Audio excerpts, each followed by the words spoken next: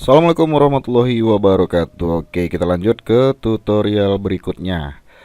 Di tutorial ini kita akan belajar atau akan praktek ya, bagaimana caranya menghubungkan domain dengan Cloudflare ya. Gunanya ini untuk mempermudah domain manajemen sistem ya. Jadi pada saat kita sudah memutuskan menggunakan VPS ataupun dedicated server, kita sudah tidak perlu lagi yang namanya hosting, apalagi shared hosting seperti itu. Nah, yang harus kita miliki itu yang pasti pertama kali adalah domain dan juga VPS. Karena website kita nanti akan di-host di VPS. Oke, langsung aja. Silahkan login ke tempat di mana kita membeli domain. Misalkan teman-teman biasa beli domain di Namecheap ya, tinggal dirubah atau di manage ya. Tinggal dirubah saja name servernya nanti. Nah, untuk teman-teman yang biasa membeli domain di lokal ya, salah satunya contohnya di DewaBiz. Ya intinya di Indonesia itu untuk panel domain ataupun panel hostingnya itu rata-rata menggunakan WHMCS ya. Jadi menunya sama aja. Jadi di sini teman-teman silahkan buka domain, my domain. Kemudian nanti dipilih aja domain mana yang akan teman-teman pasangkan ke website ya, ke VPS maksudnya di Cloudflare. Silahkan klik manage domain. Nah, untuk contoh kali ini saya menggunakan domain lapakonline.shop yang baru aja saya beli untuk tutorial ini. Langsung klik manage. Kemudian nanti di bagian name server itu tinggal kita ganti dengan custom name server. Name servernya apa? Tunggu dulu. Kita harus pasang dulu dia di Cloudflare ya. Bisa klik dari sini ataupun dari add site yang ada di atas, sama aja. Kita klik add site, kemudian kita paste nama domainnya di sini. Klik add site. Kita tunggu Cloudflare melakukan scanning terhadap DNS record. Jika teman-teman sebelumnya sudah pernah menggunakan domain ini di hosting yang lain, nantinya pasti akan ada record ya. Nah, di sini silahkan pilih yang free aja, kemudian klik continue. Sistem akan scanning apakah ada record DNS sebelumnya atau sudah gitu ya. Sudah atau belum gitu. Nah, ini karena domainnya baru beli, otomatis nanti akan diarahkan ke default page-nya Namecheap ya. Di sini parking domain, makanya arahnya ke sini. Itu defaultnya, makanya harus kita ganti. Nah, biasanya ini saya hapus semua. Untuk record, alias, txt semuanya saya hapus. Karena nanti akan saya konfigurasi ulang. Silahkan diikuti saja. Jika seandainya domainnya baru beli tapi di Indonesia ya, di hosting-hosting Indonesia belinya, ini biasanya kosong ya. Di sini boleh teman-teman skip untuk mengosongkan. Ditunggu aja.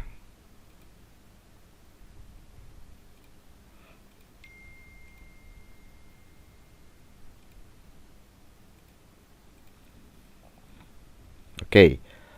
Jika sudah seperti ini, nanti tinggal klik add record, kemudian di bagian A atau address ya, kita ketik aja di sini add.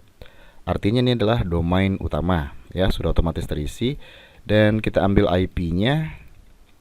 Nah, ini adalah IP server yang akan nantinya kita gunakan sebagai VPS untuk nge-host website kita.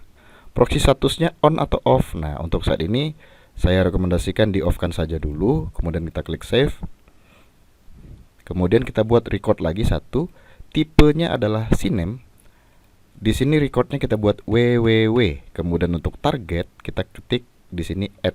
Nah, otomatis ngisi. Jadi fungsinya adalah ini alias ya. Apabila ada yang akses www.lapakonline.shop, maka akan diarahkan di halaman ini. Jadi apapun isi yang ini, maka record yang ini akan menampilkan isi yang kita buat di target ini. Seperti itu. Proxy-nya masih kita matikan juga. Nah, biasanya untuk awal nggak apa-apa sih kalau misalkan kita isi 2 record ini aja udah cukup. Kecuali nanti teman-teman ingin menambahkan subdomain ya. Jika ingin menambahkan subdomain, kita bisa klik add record, kemudian di bagian tipe address atau A, di sini silakan isi subdomain. Dan alamat IP-nya adalah alamat IP VPS kita. Seperti itu. Silakan diklik save ya. Begitu aja. Kemudian kita klik continue. Nah, selanjutnya adalah kita simpan name servernya ini, kita copy, kemudian kita ubah di sini. Kita tambah satu lagi, kita buat di bagian bawahnya, kemudian kita centang ya, kita klik save. nanti otomatis akan berubah. Di sini redirect domain. Nah, nanti hilang tuh karena kita sudah pakai custom DNS. Nah, biasanya ini tinggal tunggu aja ya. Kita klik done, check name server. Klik get start, kemudian kita klik save. Always use HTTPS-nya, oke. Save.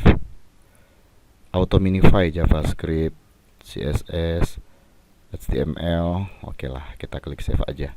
Padahal proxy-nya kita matiin ya. Broadly-nya checklist on aja, nggak apa-apa. Kita klik finish. Kemudian di bagian SSL, biasanya ini saya buat full ya. Kemudian SSL TLS Commander-nya saya buat checklist. Kemudian sertifikatnya belum nongol karena masih dibaca. Origin server, authenticate, origin pool saya checklist.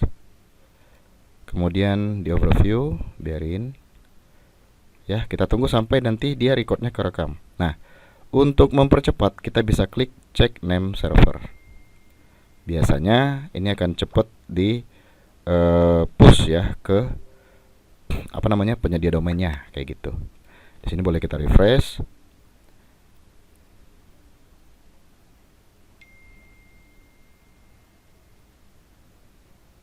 Nah, sekalian untuk ngecek kita bisa cek di ini ya.